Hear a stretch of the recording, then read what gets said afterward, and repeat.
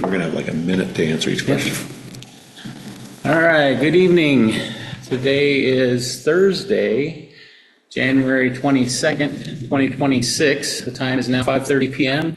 The Mid-Rogue Fire District Board of Directors will call this meeting to order.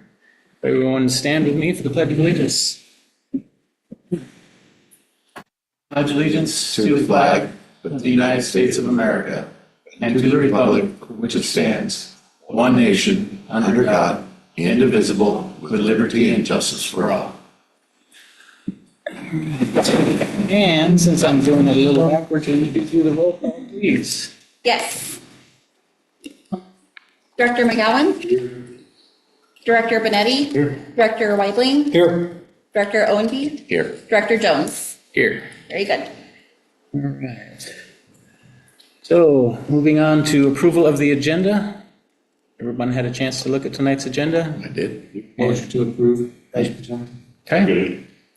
Have a second? Yep. Ready. All right, motion and a second. Any further discussion? All right, hearing none. Roll call, please. Director McGowan? Yes. Director Benetti? Yes. Director Weibling? Yes. Director Owenby? Yes. Director Jones? Yes. Motion carries 5-0. Oh, thank you. All right, so Mid-Rogue Fire District Budget Committee selection process is what we're here for this evening. And our first applicant interview is Sherry Ely, sorry. I knew I should have brought my glasses. That is an L. Would you like to join us up here at the table up front? How long has it been since we've done this? Let's just say, Oh, yeah. Glasses. T. All right.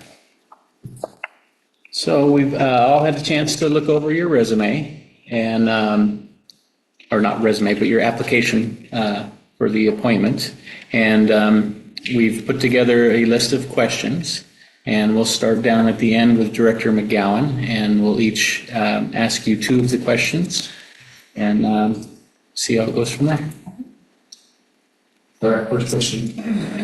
Walk us through your experience with public sector and municipal style budgets. Your applications do some. What documents have you built, reviewed, or approved? So as an example, annual budgets, audits, cappers, financial statements, permit budgets, and capital elements. So I have 34 years in each of the areas that you described there. So I was the Chief Finance and Operations Officer at Best School District 7, and part of my responsibilities there was building the budget, managing the budget, doing the annual audit, or capital, whichever way you would call that. Manage the capital project budget and all the capital projects, all of the grants. So we had several federal grants, state grants, and local grants, and so I managed all of that. So just a quick one, did you have to deal with all of the administrative and operations side of grant? Yes. So Yeah. money coming in, going out, or reporting, it goes on. Yeah.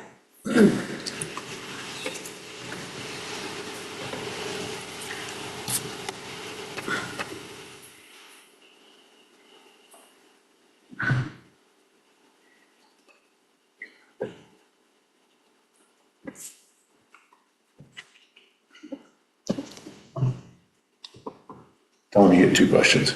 Oh, all right. Okay. I thought you were, I didn't want to interrupt you. I thought you were. Okay, right. This district is starting with effectively unfunded. If we were building the first annual budget from scratch, what were the first 5 things you would have to know in the first 5 budget lines? So if you're starting from scratch, so the first thing is I would is what are your funding sources? And so Sources. where generally coming from? What's that?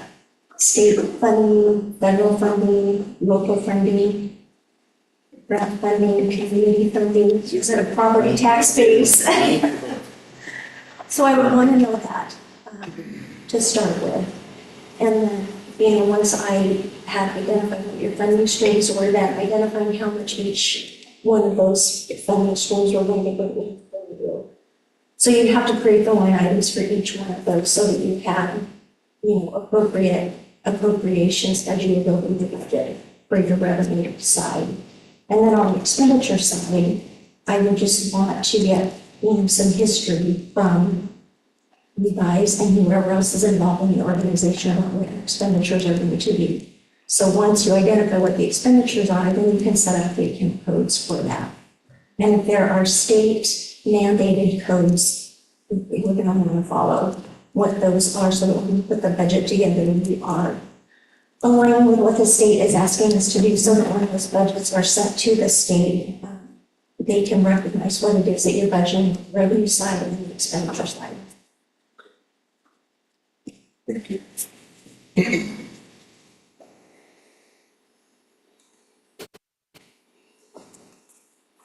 Okay, question number 3. What do you understand about how Oregon special districts adopt budgets? Public notices and hearings, committee roles versus board roles, and how levies or tax bases fit into the process? So the whole budgeting process is outlined in Oregon administrative rules and Oregon revised statutes. And so you have to follow what they want you to do. So you have when you're starting the budgeting process, when you get to the point of a budget committee, you have to post for your budget meetings. And there's a timeline in which you have to have that posting done. It's a minimum of 5 days and a maximum of 30 days that you have to have the posting in the newspaper. So read your question to me again, Randy. So I hear it all, because there's a lot. What do you understand about how Oregon special districts adopt budgets? Public notice and hearings, which you just went over, committee role versus the board role, and how levies or tax bases fit into the process. So your finance person has to put your budget together, and that budget has to be based on the board's goals. And then once the budget is put together, it goes before the budget committee. And then the budget committee reviews that, and they either have to make changes or they approve it as it stands. And then the budget committee can actually go through each of the line items. They can't propose programs. That's what you guys do. You guys do the program part of it. But they can set a funding, even a cap rate, but they can have input in on what the funding level is going to be for each of the areas.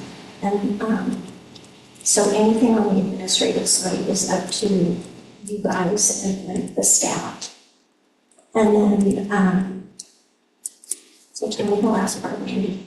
How do levies and tax bases fit into that process? Yeah, so if you have a levy, which you have to go before the voters to get a levy, there's a certain tax rate that would have been set during that process. And so when you're putting your budget together, the amount of revenue that you are including in your budget has to be based on that levy amount. And so that is an important piece of that if you guys do, and that's what you need to do.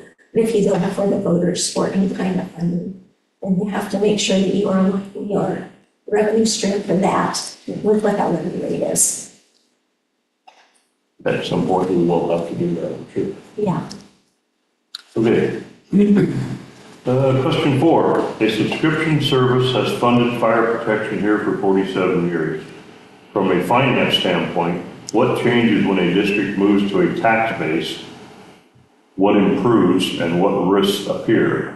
And what should we be careful about?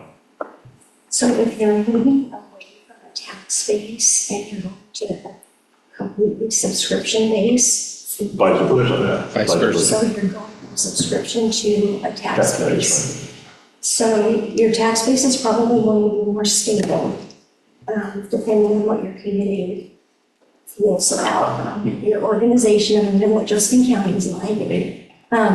But there are dangers with a subscription base too, because that is to the whim of whoever is subscribing to your service. So, I mean, my feeling just from being involved in, public finance for so long is your tax base is always going to be more stable.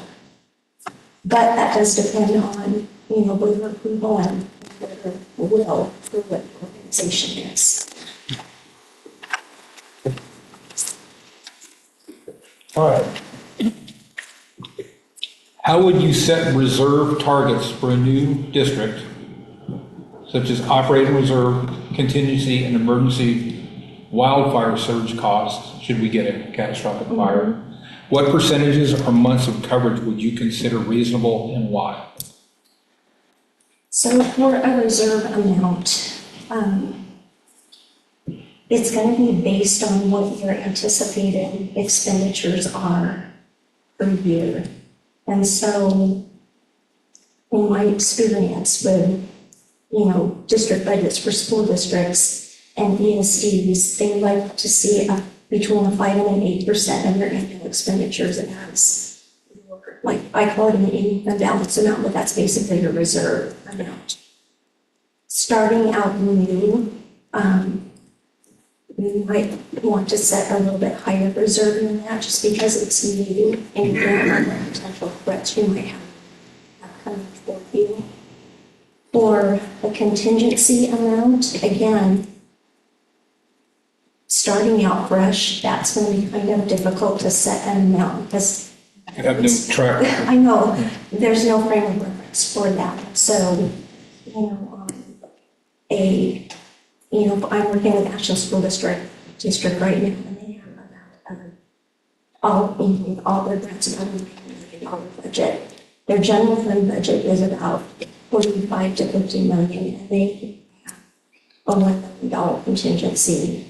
And that has been pretty adequate. When I was at District 7, which is about double the size of Ashland, their contingency was 750,000 to 1.5 million. So you kind of balance your contingency and your income balance together to determine how much you need for those areas.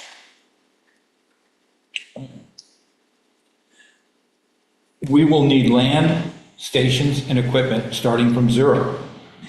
How would you structure a multi-year capital plan and decide what gets funded first? So I would want to see what your plan was. So what is the most important thing for the community and organization? What are your priorities? Your priorities are going to drive which one of those things are going to be the most important to you. So, is equipment going to be the main thing that you need for the service that you're providing? And that's your priority. Land, I would probably, depending on what it is that you're doing with the land, if you're building a structure or if you're trying to find something that has an existing structure on it, you might want to look at, leasing or renting to start with until you kind of get up on your feet a little bit. But I would probably look at your personnel costs and your equipment costs. Probably it would be your first priorities. And then kind of look at what you could do on more of the capital investment side. Thank you. So we are going to cut it short because we have a lot of questions on here and we don't have time to ask everybody every question. Is there any questions you have for us, the board, about the budget committee or the assignment coming up? So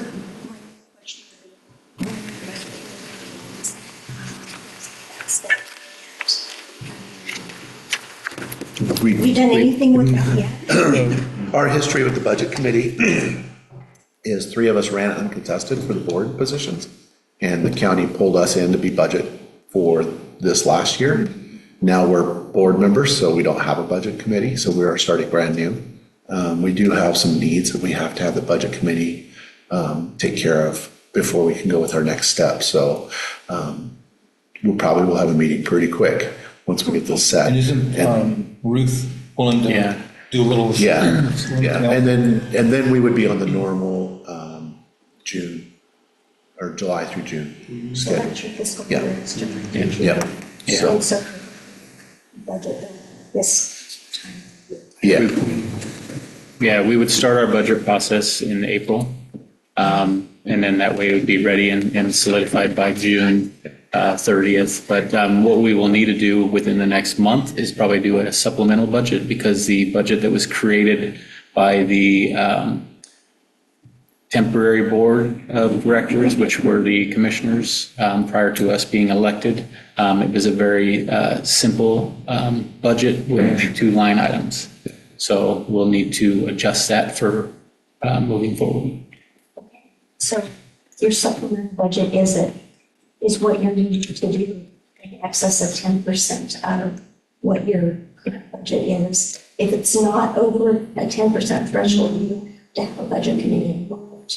So the issue is that we do not have line items for for what we need in the budget. There was only 2 line items created, and what we would need to pay is outside those line items. So we need to do a supplemental budget to create the new line item, to restructure it. So that's the idea behind the supplemental budget. but it's not gonna, I don't think it'll change our It financial. won't change the amount Yeah. overall for the year. Just have to change It the just- structure. Because the line items don't exist for what we need to pay. Which we, Yeah.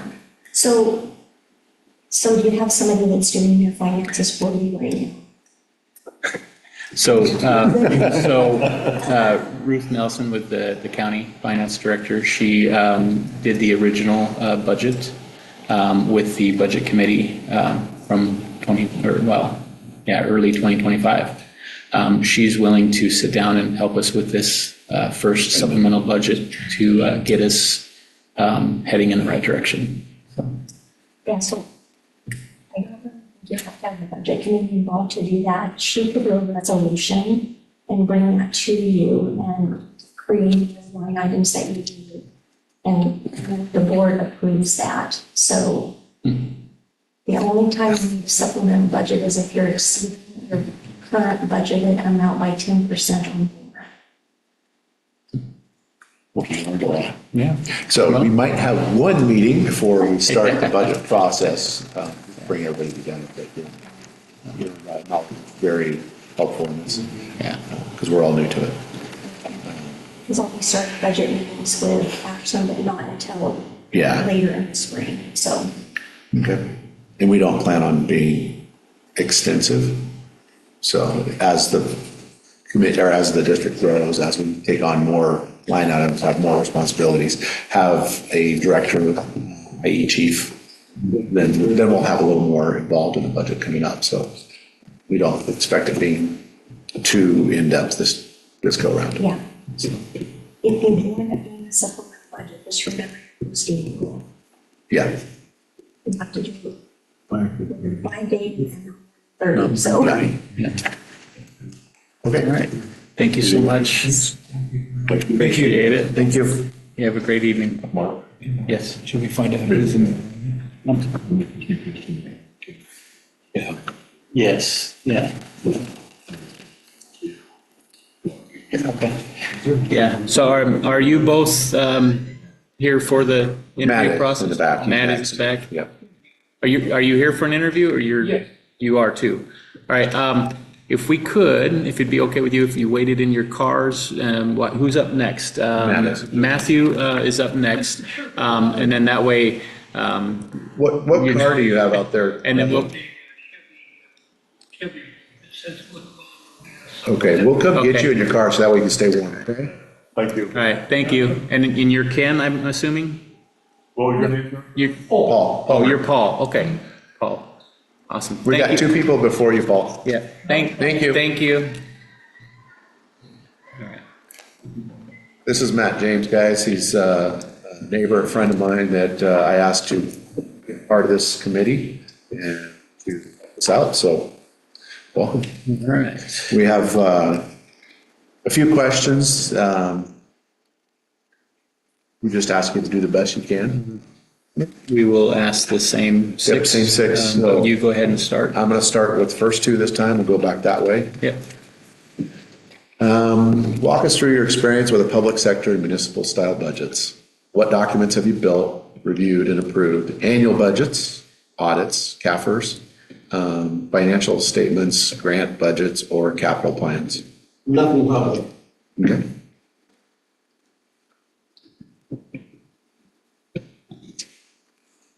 Do you have a budget process in your own home? Yes. Yeah. One person will write everything. Yeah.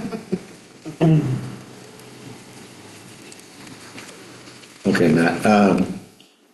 The district is starting with effectively zero assets. If you were building the first annual budget from scratch, what were the first 5 things you'd want to know and the first 5 budget lines you'd like to build? Say, where are all the funds gonna initiate from, first of all?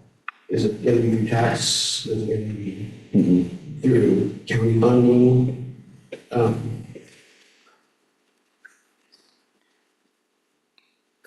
That you? What was the question again? The last one. I lost my spot. 5 things that you'd want to know before you, and then 5 budget lines you'd like to build. So you said, where are the funds? Well, yeah, where's the funding coming from, be the first thing. I'm new to this, so as an outsider, I don't know exactly, other than that, how to answer the question. Okay.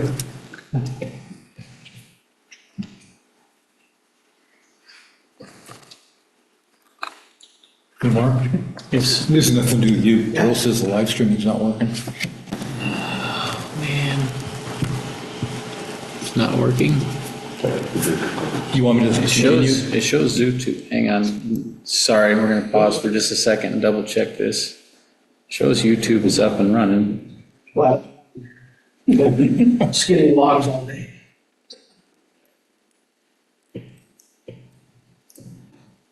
Unless she's. Yeah, it's going. Okay. I see you move. Oh, well, hang on. It's not live. That's old. Where's that?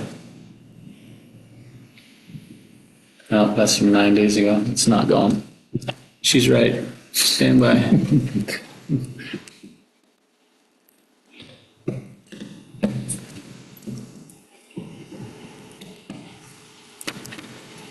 Oh, it says it's live streaming. Is it not the right? So just stop and go, Okay. start over. Is it the wrong YouTube one? Is this recording? No, so it's not even recording, is it?